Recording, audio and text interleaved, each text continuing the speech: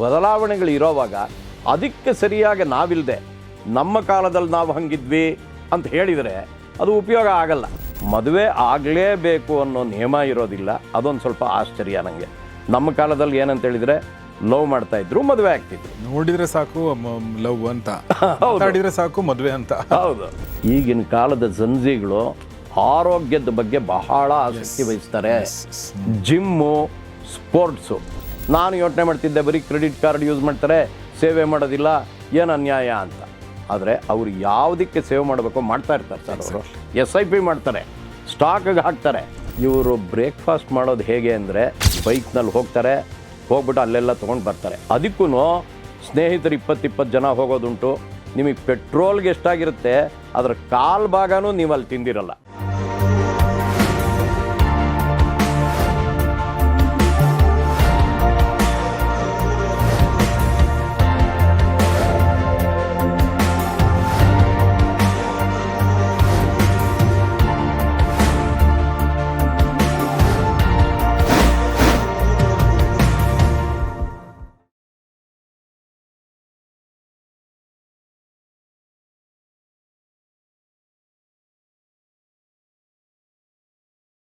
ಸ್ನೇಹಿತರೆ ನಮಸ್ಕಾರ. ಗೌರೀಶ್ ಅಕ್ಕಿ ಸ್ಟುಡಿಯೋದ ವಿಶೇಷ ಕಾರ್ಯಕ್ರಮ ಮಹಾಮನಿ ನಿಮಗೆಲ್ಲ ಆತ್ಮೀಯ ಸ್ವಾಗತ. ನಾನು ಗೌರೀಶ್ ಅಕ್ಕಿ.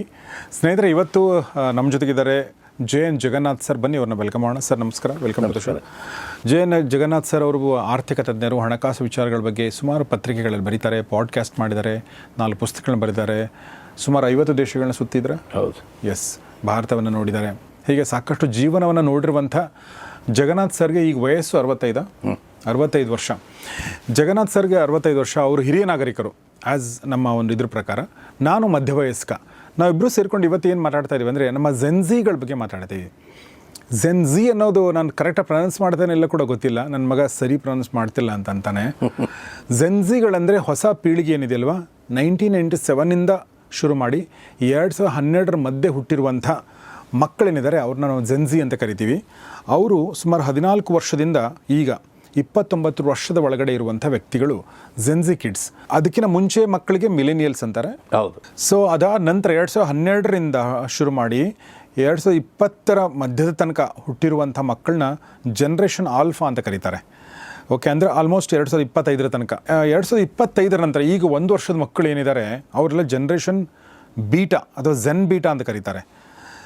ಸೊ ಹೀಗೆ ಯಾಕೆ ಇದು ಮುಖ್ಯ ಆಗುತ್ತೆ ಅಂತಂದರೆ, ಈಗ ಉದಾಹರಣೆಗೆ ನೋಡಿ, ನನ್ನ ಮಗ 2010ರಲ್ಲಿ ಹುಟ್ಟಿರೋದು. ಅವನು ಹುಟ್ಟುತ್ತಿದ್ದಂಗೆ ಅವನ ಕೈಯಲ್ಲಿ ಮೊಬೈಲ್ ಬಂತು. ಓಕೆ, ನಾವು ಹುಟ್ಟುತ್ತಿದ್ದಂಗೆ ಉದಾಹರಣೆ ತೊಗೋತಾ ಇರೋದಷ್ಟೇ.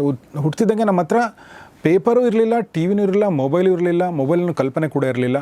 ನೀವು ಹುಟ್ಟಿದಾಗ ಬಹುಶಃ ಏನಿರಲಿಲ್ಲ, ನಂಗೆ ಗೊತ್ತಿಲ್ಲ, ಏನೂ ಇಲ್ಲ ಅಂತ ಅನಿಸುತ್ತೆ.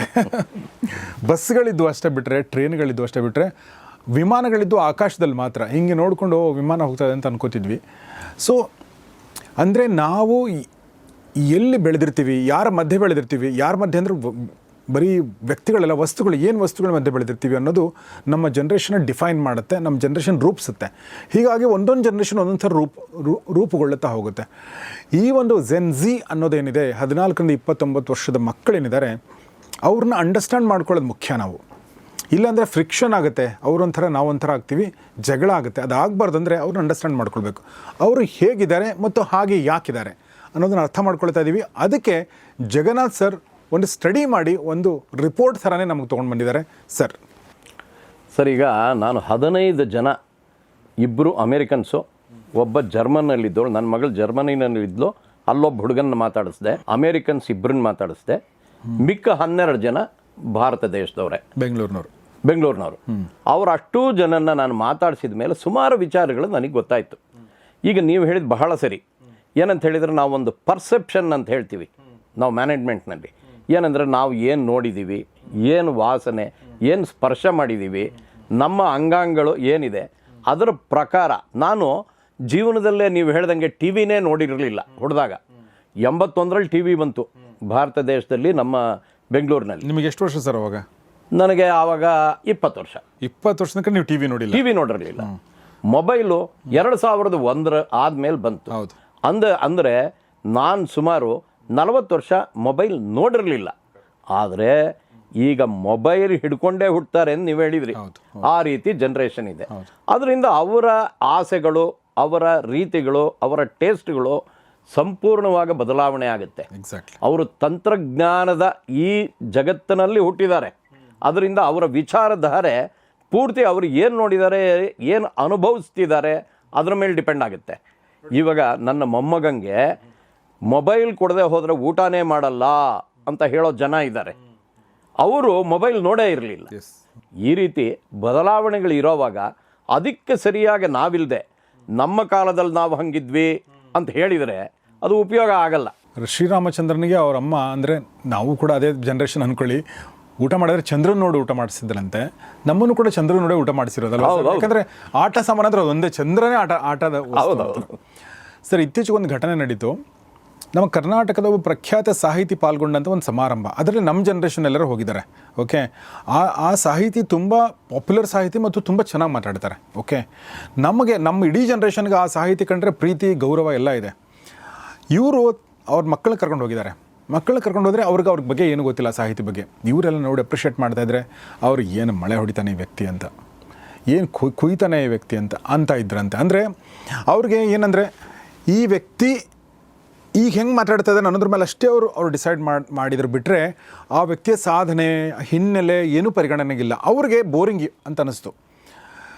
ಸೊ ಇದು ನನಗೆ ಆಶ್ಚರ್ಯ ಆಗೋಯ್ತು. ಇಷ್ಟೊಂದು ಡಿಫ್ರೆನ್ಸು ಅಂತ. ಅಮಿತಾಬ್ ಬಚ್ಚನ್ ನೋಡಿ ಆ ಮಗು ಹೇಳಿದಂತೆ ಈ ಪೀಕು ಕಾ ಡ್ಯಾಡಿ ಹೇ ಅಂತೇಳಿ. ಅಂದರೆ ಆ ಮಗುಗೆ ಆ ಅಮಿತಾಬ್ ಬಚ್ಚನ್ ಯಾರು ಅಂದರೆ ಪೀಕು ಕಾ ಡ್ಯಾಡಿ. ಪೀಕು ಅಂತಂದರೆ ಹೀರೋಯಿನ್ನು, ಅವಳಪ್ಪ ಅಂತಾರೆ ಅಷ್ಟೇ, ಏನೂ ಗೊತ್ತಿಲ್ಲ.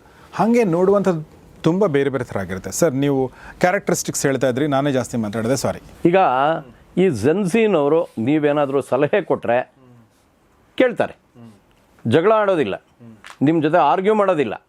ಆದರೆ ನೀವು ಜಾಸ್ತಿ ಸಲಹೆ ಕೊಡ್ತಾ ಹೋದರೆ ಅವ್ರು ಎದ್ದೊಟ್ಟೋಗ್ತಾರೆ, ಇಲ್ಲ ನಿಮ್ಮ ಜೊತೆ ಮಾತೇ ಆಡೋದಿಲ್ಲ, ಆ ರೀತಿ. ಆಮೇಲೆ ಇವಾಗ ಕೆಲಸಕ್ಕೆ ಬರ್ತಾರಲ್ಲ ಸರ್, ಅವರಿಗೆ ಬೈದರೆ ಇಷ್ಟ ಆಗೋದಿಲ್ಲ. ಅವ್ರಿಗೇನು ಇಷ್ಟ, ಅವ್ರು ಕ್ರಿಯೇಟಿವ್ ಆಗಿರ್ತಾರೆ. ಅವರಿಂದ ನೀವು ಏನು ತೊಗೊಬೇಕು ಅದನ್ನು ಯೋಚನೆ ಮಾಡಬೇಕು. ನಮ್ಮ ಕಾಲದವರು ಅದನ್ನೆಲ್ಲ ನಾವು ಯಾಕೆ ಯೋಚನೆ ಮಾಡಬೇಕು, ಅವ್ರು ಕೆಲಸಕ್ಕೆ ಬಂದಿದ್ದಾರೆ, ಅವ್ರು ಮಾಡಬೇಕು, ಈ ರೀತಿ ಯೋಚನೆ ಮಾಡಿದರೆ ಕೆಲಸವೇ ಆಗೋದಿಲ್ಲ. ಆದರೆ ಅವರು ಮೊಬೈಲ್ ಕೈನಲ್ಲಿ ಇಟ್ಕೊಂಡಿದ್ದಾರಲ್ಲ, ಪ್ರಪಂಚನೇ ಕೈನಲ್ಲಿ ಇಟ್ಕೊಂಡಿದ್ದಾರೆ. ಅತ್ಯುತ್ತಮವಾದ ವಿಚಾರಗಳನ್ನು ಅವರು ತಕ್ಷಣವೇ ತಿಳ್ಕೊಳ್ತಾರೆ. ನೀವು ಯಾವುದೇ ಒಂದು ಕ್ವಿಸ್ ಕೇಳಿದರೂ 2 ನಿಮಿಷ ಎಲ್ಲ ಟೈಮ್ ಕೊಟ್ಬಿಟ್ರೆ ಎಲ್ಲರೂ ಉತ್ತರ ಕೊಡ್ತಾರೆ, ಯಾಕಂದರೆ ಎಲ್ಲರೂ ನೋಡಿಬಿಡ್ತಾರೆ. ಅದರಿಂದ ಇವರು ಏನಿದೆ, ಕಂಪ್ಯೂಟರು, ಮೊಬೈಲು ಇವುಗಳನ್ನೇ ಇಟ್ಕೊಂಡು ಹುಟ್ಟಿದಂಥ ಜನ ಇವರು. ಅದರಿಂದ ತುಂಬ ಚೆನ್ನಾಗಿ ವಿಚಾರಧಾರೆ ಇದೆ ಅವ್ರಿಗೆ, ನಮಗೆ ಗೊತ್ತಿಲ್ಲ ಅಷ್ಟೇ.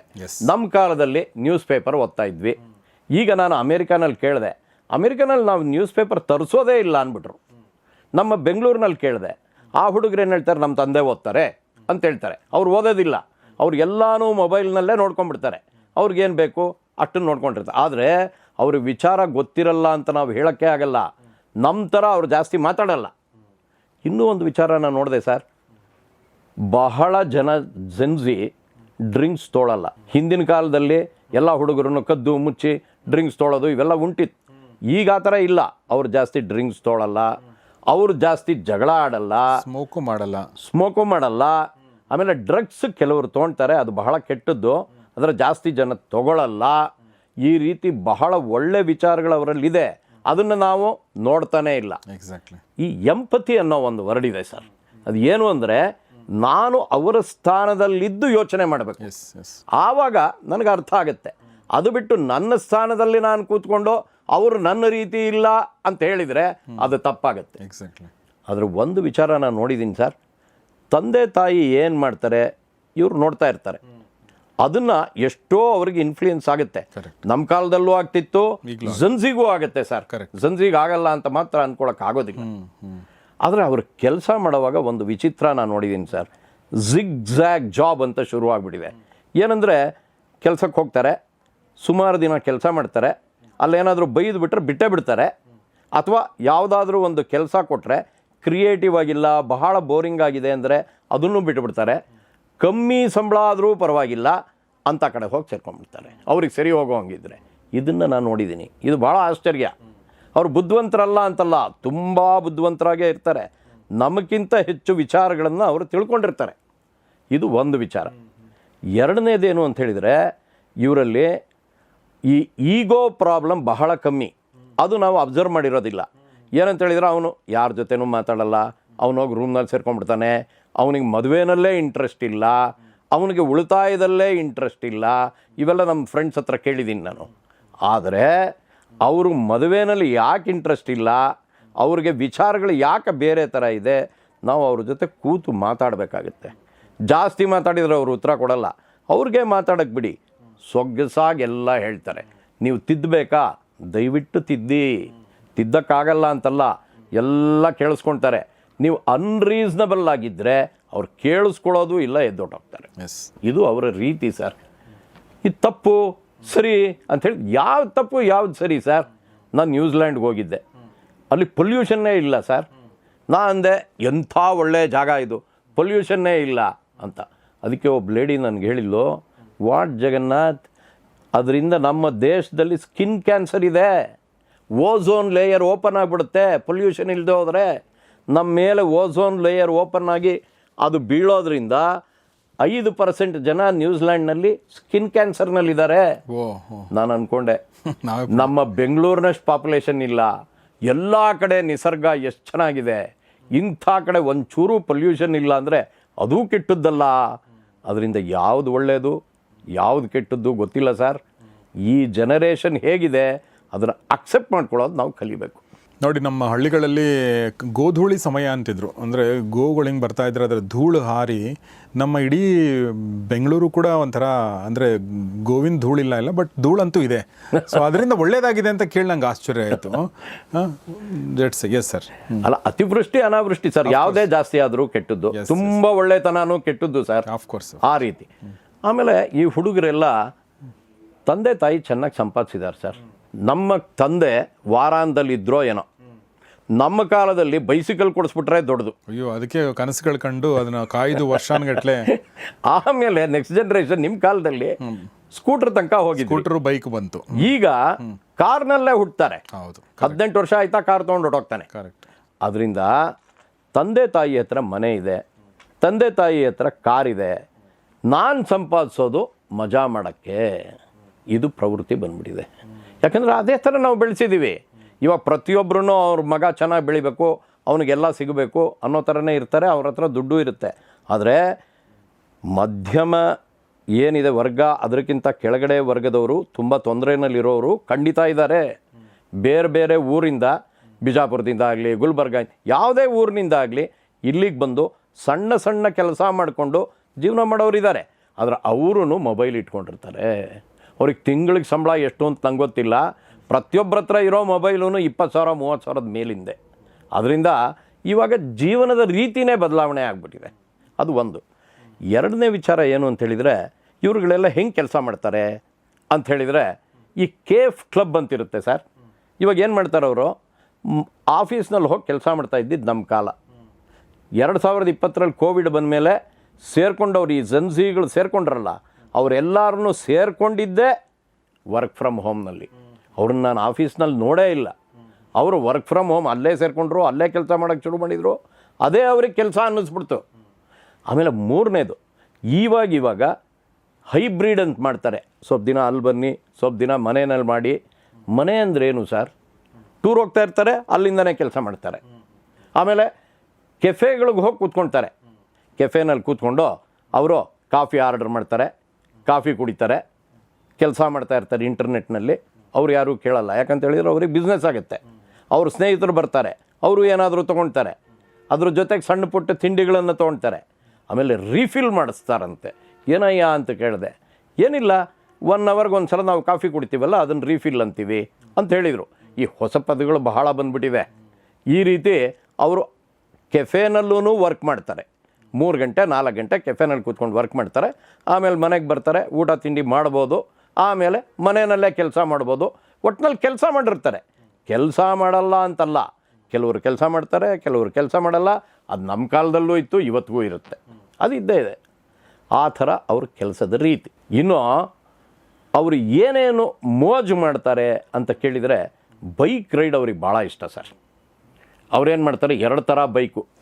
ಒಂದು ಇಲ್ಲಿ ನಾನು ಬರ್ಕೊಂಡಿದ್ದೀನಿ, ಕ್ರೂಸರ್ಸ್ ಅಂತಿರುತ್ತೆ, ಸ್ಪೋರ್ಟ್ಸ್ ಬೈಕ್ ಅಂತಿರುತ್ತೆ. ಹೌದಾ, ನನಗೆ ಗೊತ್ತು. ಈ ಕ್ರೂಸರ್ ಬೈಕ್ಗಳು, ಸ್ಪೋರ್ಟ್ಸ್ ಬೈಕ್ಗಳು, ಅದ್ರ ಜೊತೆಗೆ ಪ್ರೀಮಿಯಂ ಬೈಕ್ಗಳು ಅಂತ ಇರುತ್ತೆ. ನನಗೆ ಒಬ್ಬ ಹುಡುಗ ಹೇಳ್ದ, ಸರ್ ನೀವು ಬನ್ನಿ ಸರ್ ನಮ್ಮ ಜೊತೆ ಅಂತ. ನಾನು ಹೋದೆ ಏರ್ಪೋರ್ಟ್ ಹತ್ರ. ಓಕೆ. ಒಂದು 20 ಜನ, ಅವರಷ್ಟು ಜನ ಒಟ್ಟಿಗೆ ಬೈಕ್ನಲ್ಲಿ ಅಲ್ಲಿಗೆ ಹೋಗ್ತಾರೆ. ಒಂದೇ ಕಂಪ್ನಿ, ಹವರ್ಡ್ ಅದಿರ್ಬೋದು, ಇಲ್ಲ ಇಂಡಿಯನ್ ಕಂಪ್ನಿಗಳೇ ಇರ್ಬೋದು, ಆ ಇಂಡಿಯನ್ ಕಂಪ್ನಿನೇ ಒಂದೇ ಕಂಪ್ನಿಯ ಗಾಡಿಗಳು ಒಟ್ಟಿಗೆ 20 ಜನ ಹೋಗ್ತಾರೆ. ಅಲ್ಲಿ ಹೋಗಿ ನಾವು ಇವಾಗ 100 ಮೀಟ್ರು, 200 ಮೀಟ್ರು, 400 ಮೀಟ್ರನ್ನ ಸ್ಪ್ರಿಂಟ್ ಅಂತೀವಿ.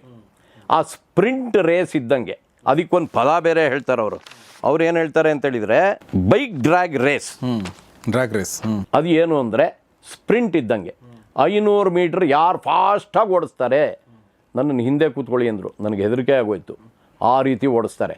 ಆಮೇಲೆ ಟೆಸ್ಟ್ ಟಾರ್ಕ್. ಆ ಪದ ನಾನು ಕೇಳೇ ಇರಲಿಲ್ಲ.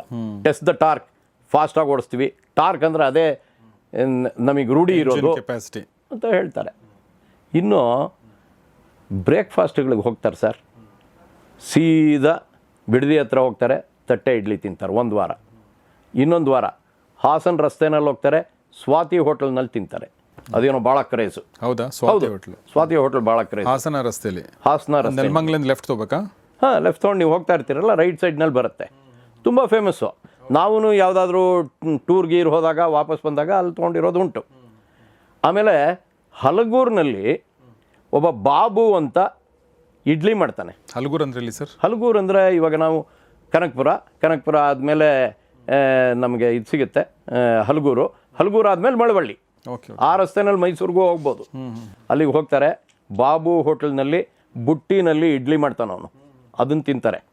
ಆಮೇಲೆ ಅಲ್ಲೇ ಪೋಲಿ ಹೋಟೆಲ್ ಅಂತಿದೆ. ಪೋಲಿ ಹೋಟೆಲ್ ಕರ್ಕೊಂಡು ಹೋಗಿದ್ರು ಹುಡುಗರು. ಓಕೆ. ಪೋಲಿ ಹೋಟೆಲ್ ಅಂತಿದೆ, ನೀವು ಹೋಗಿ, 2 ಇದೆ ಅಲ್ಲಿ. ಎಷ್ಟು ಫೇಮಸ್ ಅಂದರೆ ನೀವು ಅಲ್ಲಿಗೆ ಹೋದಾಗಲೇ ಗೊತ್ತಾಗೋದ್ರಿ ಎಷ್ಟು ರಶ್ ಇರುತ್ತೆ ಅಂತ. ಓಕೆ. ಶನಿವಾರ ಭಾನುವಾರ ಏನಿದೆ ಸರ್ ಅಲ್ಲಿ? ಅದೇ ಅಲ್ಲಿ ಮಸಾಲೆ ದೋಸೆ, ಬೆಣ್ಣೆ ಒಳ್ಳೇದು ಕೊಡ್ತಾನೆ, ಎಲ್ಲ ತೊಗೊಳ್ತಾರೆ. ಆದರೆ ಅಲ್ಲಿ ಖರ್ಚು ಜಾಸ್ತಿ ಆಗಲ್ಲ. ನಿಮಗೆ ಪೆಟ್ರೋಲ್ಗೆ ಎಷ್ಟಾಗಿರುತ್ತೆ ಅದರ 1/4 ಭಾಗನೂ ನೀವು ಅಲ್ಲಿ ತಿಂದಿರಲ್ಲ. ಆದರೂ ಖುಷಿ ಅಲ್ಲಿಗೆ ಹೋಗೋದು. ಆಮೇಲೆ ಕನಕಪುರದಲ್ಲಿ ವಾಸು ಹೋಟ್ಲ್ ಅಂತಿದೆ, ಅಲ್ಲಿ ಮಸಾಲೆ ದೋಸೆ, ಅಲ್ಲಿ ಹೋಗಿದ್ದೀನಿ ನಾನು. ಆಮೇಲೆ ಮುಳುಬಾಗ್ಲು, ತಿರುಪತಿಗೆ ಹೋಗೋವಾಗ ತೊಗೊಳಲ್ವಂತೆ, ಬರೋವಾಗ ತೊಗೊಳ್ತಾರಂತೆ, ಅದು ಬೇರೆ ವಿಚಾರ. ಬಟ್ ಇವರು ಬರೀ ಮುಳುಬಾಗಿಲಿಗೆ ಹೋಗಿ ಮುಳುಬಾಗಿಲು ದೋಸೆ ತಿನ್ಕೊಂಬರ್ತಾರೆ.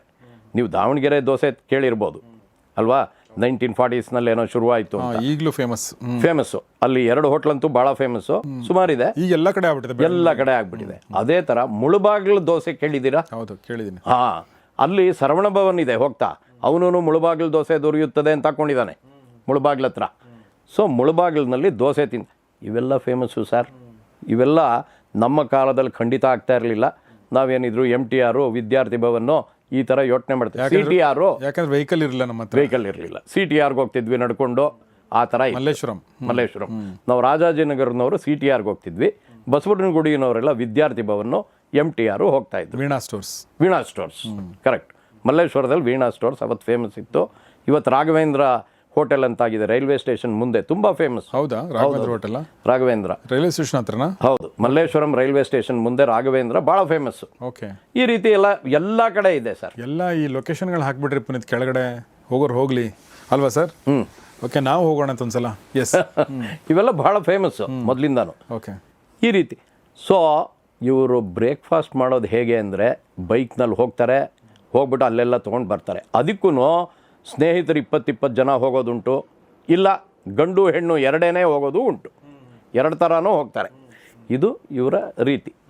ಏನು ಆಟ ಏನು ಆಡ್ತೀರಪ್ಪ ಅಂತ ಕೇಳಿದೆ ಸರ್. ಒಂದು ಈ ಬೈಕ್ ಏನಿದೆಯಲ್ಲ ಸರ್, ಇದು ಒಂದು ಅಂದರೆ ನಾವು ಬೈಕ್ ರೈಡ್, ನಾನು ಚಿಕ್ಕವನಿದ್ದಾಗೂ ಇದು ನೋಡಿದ್ದೀನಿ. ಬೈಕ್ ರೈಡ್ ಮಾಡಿಕೊಂಡು ಒಂದು ಸ್ಥಿತಿವಂತರು ಮಕ್ಕಳು ಹೋಗ್ತಿದ್ರು. ಈಗ ಬೈಕ್ ಅನ್ನೋದು ಈಗ ನಾರ್ಮಲ್ ಆಗಿದೆ. ಮುಂಚೆ ಬೈಕ್ ಅಂದರೆ ಸ್ಥಿತಿವಂತರು ಅನ್ನೋ ಥರ ಇತ್ತು. ಹೌದು, ಅದಕ್ಕಿಂತ ಮುಂಚೆ ಬೈಕ್ ಇರಲೇ ಇಲ್ಲ. ಆಮೇಲೆ ಬೈಕ್ ಬಂದಾಗ ಸ್ವಲ್ಪ ಉಂಡುಳ್ಳವರು ಅಂತ ಅಂತಾರಲ್ಲ, ಉಂಡುಟ್ಟವರು ಅಂಥೇಳಿ ಆ ಥರದಿತ್ತು. ಸೊ ಹೀಗಾಗಿ ನನಗನ್ಸುತ್ತೆ ಇದು ಜೆನ್ಸಿದು ಒಂದು ಫೀಚರ್ ಆದರೂ ಕೂಡ ಇದು ನನ್ನ ಪ್ರಕಾರ ಆಗಿನ ಕಾಲದಲ್ಲೂ ಇತ್ತು. ಬಟ್ ಅವಾಗ ಬರೀ ಸ್ಥಿತಿವಂತರ ಮಕ್ಕಳು ಅಷ್ಟೇ ಹೋಗ್ತಿದ್ರು. ಈಗ ಎಲ್ಲರ ಮಕ್ಕಳು ಹೋಗ್ತಾ ಇದ್ದಾರೆ, ಏಕೆಂದರೆ ಎಲ್ಲರ ಹತ್ರ ಬೈಕ್ ಇದೆ ಈಗ. Yes sir. ಆಮೇಲೆ ಇವಾಗ ಆಟಗಳು ಏನು ಆಡ್ತೀರಾ ಅಂತ ಕೇಳಿದೆ. ಓಕೆ. ಅದಕ್ಕೆ ಅವ್ರು ಹೇಳಿದರು ಹಾರ್ಸ್ ರೈಡ್ ಇದೆಯಂತೆ ಬೆಂಗಳೂರಿನಲ್ಲಿ. ನನಗೆ ಗೊತ್ತೇ ಇರಲಿಲ್ಲ. ಹಾರ್ಸ್ ರೈಡ್ ಮಾಡ್ತೀವಿ. ಆಮೇಲೆ ಕೆಲವು ಕಡೆ ಪಾಟ್ಗಳೆಲ್ಲ ಮಾಡೋದು ಹೇಳ್ಕೊಡ್ತಾರೆ, ಅದ್ರ ಜೊತೆ ನಾವು ತಿಂಡಿ ತಿಂತೀವಿ. ಇವೆಲ್ಲ ಭಾಳ ಹೊಸ ವಿಚಾರ ಜನ್ಜಿದು. ಇವೆಲ್ಲ ಭಾಳ ಜನ ಗೊತ್ತಿರೋದಿಲ್ಲ. ಜನ್ಜಿ ಅಂದರೆ ಬರೀ ಮೊಬೈಲ್ ನೋಡ್ತಾರೆ, ಅವ್ರನ್ನ ಅಲ್ಲ ಸರ್, ಅವ್ರದ್ದೇ ಆದ ರೀತಿಗಳಿದೆ. ಆಮೇಲೆ ಆಟ ಯಾವ್ದು ಮೇಯ್ನಾಗಿ ಆಡ್ತೀರಾ ಅಂತ ಕೇಳಿದೆ. ಯಾಕಂದರೆ ನಮ್ಮ ಕಾಲದಲ್ಲಿ ಗೋಲಿ ಆಡ್ತಿದ್ವಿ, ಬುಗುರಿ ಆಡ್ತಿದ್ವಿ, ಲಗೋರಿ ಆಡ್ತಿದ್ವಿ. ಇವಾಗ ಒಬ್ಬರು ಆಡೋದನ್ನು ನಾನು ಕಾಣ್ತಾ ಇಲ್ಲ. ಅದರಿಂದ ಅವ್ರನ್ನ ಕೇಳಿದಕ್ಕೆ ಅವ್ರು ಹೇಳಿದರು ಪಿಕ್ಕಲ್ ಬಾಲ್ ಅಂತ ಆಡ್ತಾರಂತೆ. ಪಿಕ್ಕಲ್ ಬಾಲ್ನಲ್ಲಿ ಟೆನ್ನಿಸು, ಬ್ಯಾಡ್ಮಿಂಟನ್ನು, ಟಿ ಇವು ಮೂರು ಸೇರ್ಕೊಂಡಿರೋ ಅಂಥ ಆಟ ಪಿಕ್ಕಲ್ ಬಾಲ್. ನೀವು ನೋಡಿದ್ದೀರಾ ಸರ್ ಪಿಕ್ಕಲ್ ಬಾಲ್ ಆಟ? ದಯವಿಟ್ಟು ಒಂದ್ಸಲ ನೋಡಿ. ಎಲ್ಲಿ ಸರ್? ನಿಮ್ಮ ಮಗನ ಎಲ್ಲ ಕಡೆ ಆಡ್ತಾರೆ. ಆಮೇಲೆ ಶಟ್ಲ್ ಆಡ್ತಾರೆ. ಅದಕ್ಕೆ ಗ್ರೌಂಡ್ಗಳಿದೆ. ಅದಕ್ಕೆ 1 ಅವರ್ಗೆ 225 ರೂಪೀಸು, 500 ರೂಪೀಸು, ಈ ಥರ ಎಲ್ಲ ಇದೆ. ಆ ಥರ ಹೋಗಿ ಶಟ್ಲ್ ಆಡ್ತಾರೆ. ನಮ್ಮ ಕಾಲದಲ್ಲಿ ಅವೆಲ್ಲ ಇರಲಿಲ್ಲ. ಇಂಡೋರ್ ಶಟ್ಲು, ಒಳ್ಳೆ ಗ್ರೌಂಡು, ಒಳ್ಳೆ ನೆಟ್ಟು ಎಲ್ಲನೂ ಇರುತ್ತೆ. ಇವರು ಹೋಗಿ ದುಡ್ಡು ಕೊಟ್ಬಿಟ್ಟು 1 ಅವರು 4 ಜನ ಆಡಿಕೊಂಡು ಬರ್ತಾರೆ. ಇವೆಲ್ಲ ಹೊಸದು ಸರ್. ಸರಿ, ಕುದುರೆ ಇದು ಹಾರ್ಸ್ ರೈಡಲ್ಲಿ ಮಾಡ್ತಾರೆ ಅವರು? ಹಾರ್ಸ್ ರೈಡು ಏರ್ಪೋರ್ಟ್ ರೋಡ್ನಲ್ಲಿ, ಆಮೇಲೆ ಪ್ಯಾಲೇಸ್ ಹತ್ರ. ಹೌದಾ? ಹೌದು. ಅದಕ್ಕೆ ಸ್ಪೆಷಲ್ ದುಡ್ಡು ಎಷ್ಟಾಗುತ್ತೆ ಅಂತ ಕೇಳಿದೆ. 500ರಿಂದ 1000 ಆಗುತ್ತೆ ಅಂದರು. ಅದು ರೀಸನಬಲ್. ಅಂದರೆ ಎಷ್ಟೊತ್ತು? ಅದು ಇಷ್ಟು ಡ್ಯೂರೇಷನ್ಗಂತ? ಡ್ಯೂರೇಷನ್. ಆಮೇಲೆ ಇನ್ನೊಂದು ಸರ್, ನಾನು ಕೇಳಿದೆ, ಇಷ್ಟೆಲ್ಲ ಖರ್ಚು ಮಾಡ್ತಿರಲ್ಲ, ನಿಮ್ಮ ಹತ್ರ ಎಲ್ಲಿ ದುಡ್ಡು ಇರುತ್ತೆ ಅಂತ. ತುಂಬ ಖರ್ಚಾಗೋದು ನಾವು ಮಾಡೋದಿಲ್ಲ, ಎಷ್ಟು ನಮ್ಮ ಹತ್ರ ಆಗುತ್ತೋ ಅಷ್ಟು ಮಾತ್ರ ಮಾಡ್ತೀವಿ ಅಂತ ಹೇಳಿದರು. ಆಮೇಲೆ ತಂದೆ ತಾಯಿ ಹತ್ರ ಇದಕ್ಕೆ ದುಡ್ಡು ಇಸ್ಕೊಳ್ಳಲ್ಲ, ನಾವು ಸಂಪಾದಿಸೋದೆಲ್ಲ ಇಂಥದ್ದಕ್ಕೆ ಖರ್ಚು ಮಾಡ್ತೀವಿ ಅಂತಲೂ ಹೇಳಿದರು. ಅವರೆಲ್ಲ ಜಾಸ್ತಿ ಸೇವಿಂಗ್ಸ್ ಏನು ಮಾಡ್ತೀರಾ ಅಂತ ಕೇಳಿದೆ. ಸೇವಿಂಗ್ಸ್ ಅಂದರೆ ನಮಗೆ ತಕ್ಷಣಕ್ಕೆ ಬೇಕಾಗೋ ದುಡ್ಡು SB ಅಕೌಂಟ್ನಲ್ಲಿ ಇಟ್ಕೊಳ್ತೀವಿ, SIP ಮಾಡ್ತೀವಿ, ಟರ್ಮ್ ಪಾಲಿಸಿ ತೊಗೊಳ್ತೀವಿ ಅಂತ ಹೇಳಿದರು. ನನಗೆ ಭಾಳ ಸಂತೋಷ ಆಯಿತು. ಟರ್ಮ್ ಪಾಲಿಸಿ ಚೀಪೆಸ್ಟು, ಸಣ್ಣವ್ರು ಇರ್ತಾ ತೊಗೊಂಬಿಟ್ರೆ ಅದನ್ನು ತೊಗೊಳ್ತಾರೆ. ಆ ಥರ ಸೇವ್ ಮಾಡ್ತಾರೆ. ಆಮೇಲೆ ಸ್ಟಾಕ್ಸ್ನಲ್ಲಿ ಹಾಕ್ತಾರೆ. ಅದೇ FDನಲ್ಲಿ ಇಡೋದು ಎಲ್ಲ ನಮ್ಮ ಕಾಲದ್ದು. ಇವಾಗ ಭಾಳ ಕಮ್ಮಿ. ನೀವು ರಿಸರ್ವ್ ಬ್ಯಾಂಕ್ ಆಫ್ ಇಂಡಿಯಾದು ನೀವು ಸ್ಟ್ಯಾಟಿಸ್ಟಿಕ್ಸ್ ತೊಗೊಂಡ್ರು ಸೀನಿಯರ್ ಸಿಟಿಸನ್ಸೇ ಜಾಸ್ತಿ FD ಇಟ್ಟಿರೋದು. ಸಣ್ಣ ಹುಡುಗರುಗಳು FD ಇಟ್ಟಿಲ್ಲ. ಯಾಕಂತೇಳಿದರೆ ಬಡ್ಡಿ ಭಾಳ ಕಮ್ಮಿ, ಇನ್ಫ್ಲೇಷನ್ ಜಾಸ್ತಿ, ಅದರಿಂದ ನಾವು ಸೇವ್ ಮಾಡೋದಿಲ್ಲ ಅಂತ ಹುಡುಗರುಗಳು ಹೇಳ್ತಾರೆ. ಬುದ್ಧಿವಂತಿಕೆ ಅವ್ರವ್ರ ರೀತಿ.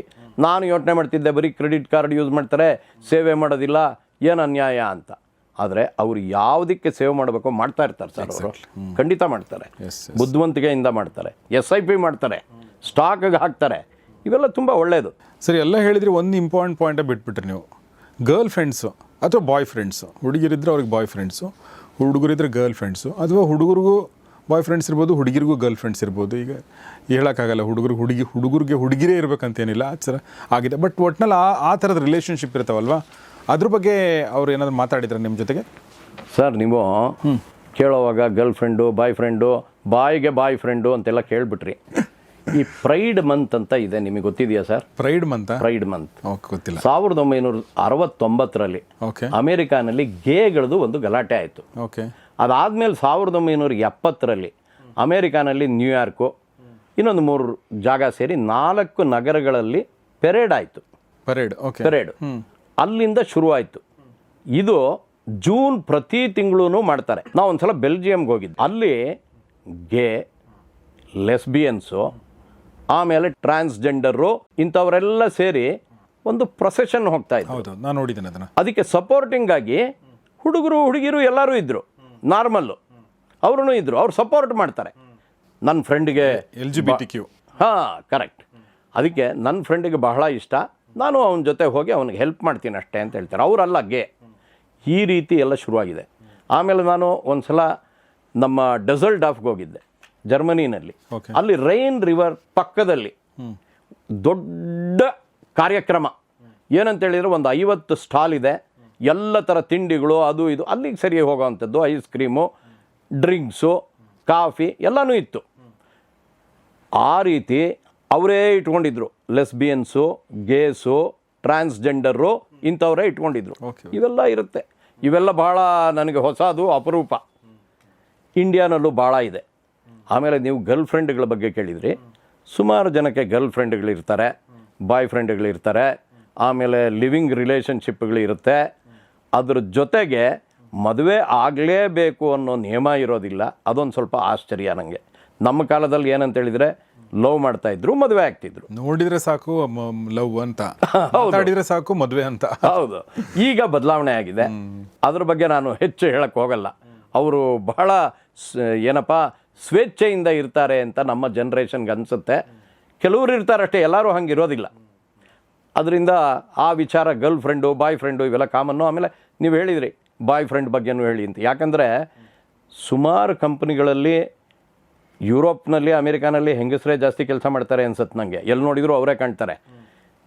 ಇಂಡಿಯಾನಲ್ಲೂ ಅಷ್ಟೇ. ಇವಾಗ ನೀವು ಐ ಟಿ ಕಂಪ್ನಿಗೆ ಹೋದರೆ 40-50% ಹೆಂಗಸರೇ ಇರ್ತಾರೆ. ಇನ್ನು ಮಿಕ್ಕ 60-50% ತನಕ ಗಂಡಸರು ಇರ್ತಾರೆ. ಅದರಿಂದ ನೀವು ಹೇಳೋದು ಕರೆಕ್ಟು. ಅವ್ರದ್ದನ್ನು ಗಣನೆಗೆ ತೊಗೊಬೇಕು. ಅವ್ರದ್ದು ರೀತಿ ನೀತಿಗಳು ಅವ್ರದ್ದೇ ರೀತಿಯಲ್ಲಿ ಇರುತ್ತೆ ಸರ್. ಈಗಿನ ಕಾಲದ ಜನ್ಜಿಗಳು ಆರೋಗ್ಯದ ಬಗ್ಗೆ ಬಹಳ ಆಸಕ್ತಿ ವಹಿಸ್ತಾರೆ. Gym, sports. ನಾವೊಂದು ಜಿಮ್ಗೆ ಹೋಗಿದ್ದೆ. ಅಲ್ಲಿ ಫೋಟೋಗಳನ್ನೆಲ್ಲ ನಿಮಗೆ ಕೊಡ್ತೀನಿ, ಒಂದು ಸಲ ನೋಡಿ. No pain no gain. ಚೆನ್ನಾಗಿ ಪೇಯ್ನ್ ಆಗಬೇಕು, ಆವಾಗಲೇ ಗೈನ್ ಸಿಗೋದು ನಿಮಗೆ. ನೋಡಿ ಆ ಫೋಟೋಗಳೆಲ್ಲ ನೀವು ನೋಡಿದರೆ ಆಶ್ಚರ್ಯ ಆಗುತ್ತೆ. ಜೊತೆಗೆ ಡಯಟ್ ಅನ್ನೋದು ಜಾಸ್ತಿ ಆಗಿಬಿಟ್ಟಿದೆ ಸರ್. ಏನಂತೇಳಿದರೆ ಕಾರ್ಬೋಹೈಡ್ರೇಟ್ ತಿನ್ನಲ್ಲ, ಪ್ರೋಟೀನ್ ಇರೋ ಅಂಥದ್ದು ತಿಂತಾರೆ, ಕಾಳುಗಳು ಜಾಸ್ತಿ ತಿಂತಾರೆ, ಆಮೇಲೆ ಪ್ರೋಟೀನ್ ಬಾರ್ಸ್ ತಿಂತಾರೆ, ಪ್ರೋಟೀನ್ ಇನ್ಫ್ಯೂಸ್ಡ್ ಫುಡ್ ಅಂತ ಬರುತ್ತೆ, ಅದು ನಂಗೆ ಗೊತ್ತಿಲ್ಲ. ಅದನ್ನು ಬಹಳವಾಗಿ ತಗೊಳ್ತಾರೆ. ಪ್ರೋಟೀನ್ ಶೇಕ್ ಕುಡಿತಾರೆ. ಆಮೇಲೆ ರೆಡ್ ಬುಲ್ ಎಲ್ಲ ಇದೆಯಲ್ಲ, ಅವರು ಕಾಲೇಜ್ನಲ್ಲಿ ಫ್ರೀಯಾಗಿ ಕೊಡ್ತಾರೆ. ಸೊ ದಟ್ ನಿಮಗೆ ರೂಢಿ ಆಗಬೇಕು. ಆಮೇಲೆ ಎಲ್ಲ ಕಡೆ ನೀವು ಉಪಯೋಗಿಸ್ತೀರ. ನಾನು ಅಮೇರಿಕಾಗೆ ಹೋದಾಗ ನಾನು ಜಾಸ್ತಿ ನೋಡ್ತಿದ್ದೆ. ಬಟ್ ಇವಾಗ ಇಂಡಿಯಾನಲ್ಲೂ ಇವೆಲ್ಲ ಜಾಸ್ತಿ ಆಗಿಬಿಟ್ಟಿದೆ, ತುಂಬಾ ಜಾಸ್ತಿ ಆಗಿದೆ. ಡಯಟ್ ಕೋಕ್ ತಗೊಳ್ಳೋದು ಇವೆಲ್ಲನೂ ಶುರುವಾಗಿದೆ. ಆ ರೀತಿ ಸಾಕಷ್ಟು ಬದಲಾವಣೆಗಳು ಜನ್ಜಿನಲ್ಲಿ. ಸರ್ ನಾನು ಒಟ್ಟಿನಲ್ಲಿ ಏನು ಅಂದ್ಕೊಳ್ತೀನಿ ಅಂದರೆ, ಜನರೇಷನ್ ಚೇಂಜ್ ಆಗಿದೆ, ಅವರ ಪರ್ಸೆಪ್ಷನ್ ಚೇಂಜ್ ಆಗಿದೆ. ಅದರಿಂದ ಅವರು ನಮ್ಮ ರೀತಿ ಇಲ್ಲದೆ ಹೋದ್ರೂ ಅವರು ಅವ್ರದ್ದೇ ಆದ ರೀತಿಯಲ್ಲಿ ತುಂಬ ಒಳ್ಳೆಯ ಸ್ಥಾನದಲ್ಲಿದ್ದಾರೆ. ಅವರಿಂದ AI ತುಂಬ ಮುಂದೆ ಬರುತ್ತೆ, ಅವರಿಂದ ಸಾಕಷ್ಟು ಉಪಯೋಗ ಆಗುತ್ತೆ. ಆದರೆ ಎಂಪತಿ ಅಂತ ಇಟ್ಕೊಂಡು ಅವರ ದೃಷ್ಟಿನಲ್ಲಿ ನೋಡೋದನ್ನು ನಾವು ಕಲಿಬೇಕು ಅಂತ ನನ್ನ ಅನಿಸಿಕೆ. Very true sir. ಸರ್, ಒಂದು ಈಗ 14-29 ವರ್ಷ ಏನಿದೆಯಲ್ಲ, ಇದರಲ್ಲಿ 14 ವರ್ಷದ ಮಕ್ಕಳಿಂದ ನೋಡಿಕೊಂಡ್ರೆ, ಅಥವಾ ಅದಕ್ಕಿಂತ ಸ್ವಲ್ಪ ಕಡಿಮೆ ಮಕ್ಕಳು, ಈಗ 28-29 ವರ್ಷದ ಮಕ್ಕಳು ಸಾರ್ಟೆಡ್ ಆಗಿರ್ತಾರೆ, ಸ್ವಲ್ಪ ಜಾಬ್ ಮಾಡೋಕ್ಕೆ ಶುರು ಮಾಡಿರ್ತಾರೆ. ಬಟ್ 14, 15, 16, 17, 18 ಈ ಟೈಮಲ್ಲಿ ಸ್ವಲ್ಪ ಮೊಬೈಲ್ಗೆ ಅಡಿಕ್ಷನ್ ಆಗಿರುವಂಥದ್ದು. ಅಂದರೆ ಅವ್ರಿಗೆ ಗೊತ್ತೋದು ತಪ್ಪು ಅಂಥೇಳಿ, ಆದರೂ ಕೂಡ ಒಂದು ಸ್ವಲ್ಪ ಅದು ನನಗೆ ಕಾಣಿಸುತ್ತೆ. ಸೊ ನೀವು ಅದ್ರ ಬಗ್ಗೆ ಏನಾದ್ರು ಮಾತಾಡಿದ್ರಾ? ಸರ್, ನಾನು ಮಾತಾಡಿದೆ ಇಬ್ಬರು ಟೀಚರ್ ಹತ್ರ. ಅವ್ರು ಏನು ಹೇಳ್ತಾರೆ ಅಂದರೆ, 30 ಜನದಲ್ಲಿ 15 ಜನಕ್ಕೆ ಈ ಮೊಬೈಲ್ ಹುಚ್ಚು ಜಾಸ್ತಿ ಆಗಿಬಿಟ್ಟಿದೆ. ಅದರಿಂದ ಅವ್ರಿಗೆ ಕಣ್ಣು ತೊಂದರೆ ಆಗಿದೆ, ಆಮೇಲೆ ಕೆಲವರಿಗೆ ಕಿವಿ ತೊಂದರೆ ಆಗಿದೆ. ಹಿಂಗೆ ಹಾಕೊಂಡ್ಬಿಟ್ಟಿರ್ತಾರೆ, ಅದು ಅಷ್ಟು ಮ್ಯೂಸಿಕ್ ಕೇಳೋದಾಗಲಿ ಬೇರೆ ಬೇರೆ ಕೇಳೋದಾಗಲಿ ಅವ್ರಿಗೆ ಕಿವಿಗೆ ತೊಂದರೆ ಆಗಿದೆ. ಕಾನ್ಸಂಟ್ರೇಷನ್ನಲ್ಲಿ ಪ್ರಾಬ್ಲಮ್ ಇದೆ ಅಂತ ಹೇಳ್ತಾರೆ. ಇವಾಗ ವಿಶೇಷ ಚೇತನರು ಅಂತ ನಮ್ಮ ಕಾಲದಲ್ಲಿ ಇದ್ದರು. ಆಮೇಲೆ ಆ ಕಾಲದಲ್ಲಿ ಭಾಳ ಕಮ್ಮಿ ಇತ್ತು. ಇವಾಗ ಯಾವುದೇ ಶಾಲೆ ತೊಗೊಂಡ್ರು ಆ ರೀತಿ ಬಹಳ ಜಾಸ್ತಿ ಆಗ್ಬಿಟ್ಟಿದ್ದಾರೆ, ಆಟಿಸಮ್. ಅದಕ್ಕೋಸ್ಕರ ಬೇರೆ ಶಾಲೆಗಳೂ ಇದೆ, ಅವ್ರು ನೋಡ್ಕೊಳ್ಳೋ ಜನನೂ ಇದ್ದಾರೆ. ಪೂರ್ತಿ ಮಾನಸಿಕವಾಗಿ ಅವರು ಸರಿ ಇಲ್ಲ ಅನ್ನೋ ಮಟ್ಟದಲ್ಲಿ ಇಲ್ಲ. ಈ ಎರಡರ ಮಧ್ಯ ಉಳ್ಕೊಳ್ತಾರಲ್ಲ, ಆ ಥರದವ್ರು ಜಾಸ್ತಿ ಇದ್ದಾರೆ. ಅದಕ್ಕೆ ಏನು ಕಾರಣ ಅಂತೇಳಿದರೆ, ಈ ಮೊಬೈಲು ಅದು ಇದು ಎಲ್ಲ ಕಾರಣ ಇರಬಹುದು ಅಂತಾರೆ. ಅದೇ ಕಾರಣ ಅಂತ ಹೇಳೋಕ್ಕಾಗಲ್ಲ. ಆದರೆ ಈ ಜನ್ರೇಷನ್ನಲ್ಲಿ ಫುಡ್ಡಿಂದ ಇರ್ಬೋದು, ಮೊಬೈಲಿಂದ ಇರ್ಬೋದು, ರೀತಿಗಳಿಂದ ಇರ್ಬೋದು. ನೀವು ಯಾವುದೇ ಸ್ಕೂಲ್ಗೆ ಹೋಗಿ ಅಲ್ಲಿ ಟೀಚರಿಗೆ ಕೇಳಿ ಅವ್ರು ಹೇಳ್ತಾರೆ. ಆಮೇಲೆ ನೀವು ಸಣ್ಣ ಮಕ್ಕಳ ಬಗ್ಗೆ ಕೇಳ್ತಿದ್ದೀರಾ, ಅವರೆಲ್ಲ ಜನ್ಜಿಗೆ ಬರೋದಿಲ್ಲ, ಅವರೆಲ್ಲ ಆಲ್ಫಾಗೆ ಬರ್ತಾರೆ. ಆಲ್ಫಾನವರಂತೂ ಪ್ರಾಬ್ಲಮ್ ಏನಾಗಿದೆ, ಇವಾಗ 1ನೇ ಕ್ಲಾಸ್ 2ನೇ ಕ್ಲಾಸ್ ಸೇರೋರು ನೀವು ಯಾರಿಗೂ ಹೊಡಿಯೋಕ್ಕಾಗಲ್ಲ ಸರ್. ನಮ್ಮ ಕಾಲದಲ್ಲಿ ಹಿಂಗೆ ಹಿಡಿದು ಹೊಡಿಯೋರು ಹೆದರ್ತಿದ್ವಿ. ಇವಾಗ ಯಾರಿಗೂ ಹೊಡಿಯೋಕ್ಕಾಗಲ್ಲ ನೀವು. ಅದು ಒಂದು. ಆಮೇಲೆ ಎರಡನೇದು, ನಮ್ಮ ರೀತಿಯಲ್ಲೇ ಪಾಠ ಹೇಳ್ಕೊಟ್ರೆ ಅವ್ರಿಗೆ ಇಷ್ಟ ಆಗೋದಿಲ್ಲ. ಅವ್ರಿಗೆ ಬೇರೆ ಬೇರೆ ರೀತಿಯಲ್ಲಿ ಪಾಠಗಳೇ ಹೇಳ್ಕೊಡ್ಬೇಕು. ನಮ್ಮ ಕಾಲದಲ್ಲಿ ಬೋರ್ಡ್ ಇದ್ದರೆ ದೊಡ್ಡದಾಗಿತ್ತು, ಇವಾಗ ಸ್ಮಾರ್ಟ್ ಬೋರ್ಡ್ಗಳೇ ಬೇಕಾಗತ್ತೆ. ಬದಲಾವಣೆ ಬಹಳ ಜಾಸ್ತಿ ಆಗಿದೆ. ಅದರಿಂದ ಕೆಟ್ಟದ್ದೇನೂ ಇಲ್ಲ, ಒಳ್ಳೆಯದೇ ಆಗಿದೆ ಅಂತ ನನಗನ್ಸುತ್ತೆ. ಆದರೆ ಯಾವುದೇ ಆಗಲಿ ಅತಿವೃಷ್ಟಿ ಆದರೆ ಕೆಟ್ಟದ್ದು ಸರ್. ಮೊಬೈಲ್ ತುಂಬ ಯೂಸ್ ಮಾಡೋ ಹಂಗೆ ಮಾಡಬಾರ್ದು. ಮಕ್ಕಳಿಂದಾನೇ ಮೊಬೈಲ್ ಕೊಟ್ಬಿಟ್ರೆ ಅದು ಊಟ ಮಾಡುತ್ತೆ ಚೆನ್ನಾಗಿ, ಇವೆಲ್ಲ ತಪ್ಪು. ಒಳ್ಳೇದಕ್ಕೋಸ್ಕರ ಉಪಯೋಗಿಸ್ಲಿ, ತುಂಬ ಒಳ್ಳೆಯದು. ಸೊ ಆ ಥರ ನಾವು ಜೆನ್ಜಿ ಬಗ್ಗೆ ಮಾತಾಡ್ತಾ ಭಾಳ ವಿಚಾರಗಳನ್ನ ಜಗನ್ನಾಥ್ ಸರ್ ರಿಸರ್ಚ್ ಮಾಡ್ಕೊಂಡು ಬಂದು ನಮಗೆ ಹೇಳಿದ್ದಾರೆ. ನಿಮ್ಮನೆಲ್ಲೂ ಜೆನ್ಜಿಗಳಿದ್ದರೆ ಈ ಥರ ಪಾಸಿಟಿವ್ ಆಗಿ ನೋಡುವಂಥ ಒಂದು ಪ್ರಯತ್ನವನ್ನು ಮಾಡಿ. ಸೊ ಆವಾಗ ನಿಮ್ಮ ಮತ್ತು ಅವ್ರ ಮಧ್ಯೆ ಏನಾದರೂ ಫ್ರಿಕ್ಷನ್ ಇದ್ದರೆ ಅದು ಕಡಿಮೆ ಆಗುತ್ತೆ. ಎರಡನೇದು, ನಮ್ಮ ಲೈಫಲ್ಲಿ ನಮಗೆ ನಮ್ಮ ಜನ್ರೇಷನ್ ಇರ್ಬೋದು, ಸರ್ ಜನ್ರೇಷನ್, ನಮ್ಮ ಕ್ಲಾರಿಟಿ ಅಂತ ಏನಿರಲಿಲ್ಲ ಲೈಫಲ್ಲಿ. ಏನು ಎದಕ್ಕೆ ಬದುಕ್ತಾ ಇದ್ದೀವಿ, ಏನು ಮಾಡ್ಬೇಕು ನಾವು, ಆಮೇಲೆ ಓಕೆ ದುಡ್ಡು ಗಳಿಸ್ಬೇಕು, ಏನು ದುಡ್ಡು ಗಳಿಸಿ ಏನು ಮಾಡ್ತೀಯಾ, ಏನು ಅನ್ನೋದ್ರ ಬಗ್ಗೆ ನಮ್ಗೆ ಕ್ಲಾರಿಟಿ ಇರಲಿಲ್ಲ. ಬಟ್ ಅವ್ರಿಗೆ ತುಂಬ ಚೆನ್ನಾಗಿ ಕ್ಲಾರಿಟಿ ಇದೆ. ನಾನು ಅಬ್ಸರ್ವ್ ಮಾಡ್ದಂಗೆ they are very clear about. ಅವರು ಯಾವುದನ್ನು ಕೂಡ ಹೋರ್ಡಿಂಗ್ ಮಾಡಲ್ಲ. ಹೋರ್ಡಿಂಗ್ ಅಂದರೆ ಹೇಳಿ, ಕರೆಕ್ಟ್, ಗಳಿಸು ಮಾಡು, ಅದು ಮಾಡಲ್ಲ ಅವರು. ಎಷ್ಟು ಬೇಕೋ ಅಷ್ಟೇ ಮಾಡ್ತಾರೆ ಅವರು ಬ್ಯಾಲೆನ್ಸ್ ತುಂಬ ಚೆನ್ನಾಗಿ ಮಾಡ್ಕೋತಾರೆ ಲೈಫನ್ನು. ಕೆಲಸ ಮತ್ತು ಅವರ ಖುಷಿ ಎಲ್ಲವನ್ನೂ ಕೂಡ ಅದಕ್ಕೆ ಪ್ರಯಾರಿಟೈಸ್ ಮಾಡ್ಕೋತಾರೆ. ಅವರ ಆರೋಗ್ಯ ಎಲ್ಲ, ನಾವು ಹಾಗಲ್ಲ. ನಮ್ಮ ಜನ್ರೇಷನ್ನು ಕೆಲಸಕ್ಕೋಸ್ಕರ ಎಲ್ಲ ತ್ಯಾಗ ಮಾಡೋದು.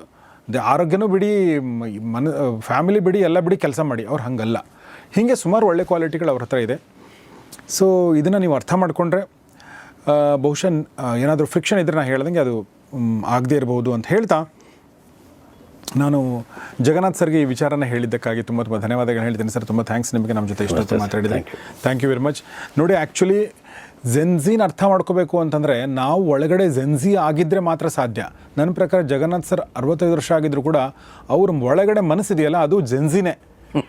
ಓಕೆ, ಅವ್ರು ಹಾಗೆ ಇಲ್ಲದೇ ಇರ್ಬೋದು, ಬಟ್ ಅವ್ರು ಯಾಕೆ ಹಂಗೆ ಮಾಡ್ತಾರೆ, ಅವ್ರು ಹೇಗಿದ್ದಾರೆ ಅನ್ನೋದು ಅರ್ಥ ಮಾಡ್ಕೊಳ್ಳೋಂಥ ಒಂದು ಮನಸ್ಸು. ಅಂದರೆ ಒಂದು ಕೃಷ್ಣ ಮಹಾಭಾರತದಲ್ಲಿ ಹೇಳಿರುವಂಥ ಒಂದು ಮಾತನ್ನು ನೆನಪಿಟ್ಕೊಳ್ಳೋದು ತುಂಬ ಮುಖ್ಯ. ಬದಲಾವಣೆ ಜಗದ ನಿಯಮ, change is the only permanent thing ಅಂತ. ಸೊ ಹೀಗಾಗಿ ಇವತ್ತು ಇದು ಬಂದಿದೆ, ನಾಳೆ ಅದು ಬಂತು, ಇನ್ನೊಂದು ನಾಳೆ ನಾಡಿದ್ದು ಇನ್ನೊಂದು ಬರುತ್ತೆ. ಬದಲಾವಣೆಗೆ ಯಾರು ಒಪ್ಕೊಳ್ತಾರೆ, ಬದಲಾವಣೆಯನ್ನು ಯಾರು ಎದುರು ನೋಡ್ತಾರೆ, ಬದಲಾವಣೆಗೆ ಯಾರು ಅಡಾಪ್ಟ್ ಆಗ್ತಾರೆ, ಬದಲಾವಣೆಯಿಂದ ಯಾರು ಕಲಿತಾರೆ, ಅವ್ರು ಮಾತ್ರ ಬದುಕೋಕ್ಕೆ ಸಾಧ್ಯ. ಸೊ ಹಾಗೆ ನಾವು ಕೂಡ ಅವ್ರ ಜೊತೆಗೆ ಬದುಕಬೇಕು, ಅವ್ರು ನಮ್ಮ ಜೊತೆಗೆ ಬದುಕಬೇಕಂದ್ರೆ ಆ ಬದಲಾವಣೆಗಳು ನಾವು ಒಪ್ಕೊಳ್ಬೇಕು. ಅವರಂತೂ ಅದನ್ನು ಎದುರು ನೋಡ್ತಾ ಇದ್ದಾರೆ ಮತ್ತು ಅದನ್ನು ಅಡಾಪ್ಟ್ ಮಾಡ್ಕೋತಾ ಇದ್ದಾರೆ, ನಾವು ಕೂಡ ಅಡಾಪ್ಟ್ ಮಾಡ್ಕೊಳ್ಬೇಕು ಅಂತ ಹೇಳ್ತಾ ಇವತ್ತಿನ ಎಪಿಸೋಡ್ ಮುಗಿಸ್ತಾ ಇದ್ದೀನಿ. ನೋಡ್ತಾರೆ ಗೌರಿಶಕ್ ಸ್ಟುಡಿಯೋ, ನೋಡ್ತಾರೆ ಒಳ್ಳೆ ಕಾರ್ಯಕ್ರಮಗಳನ್ನ. ನಮಸ್ಕಾರ.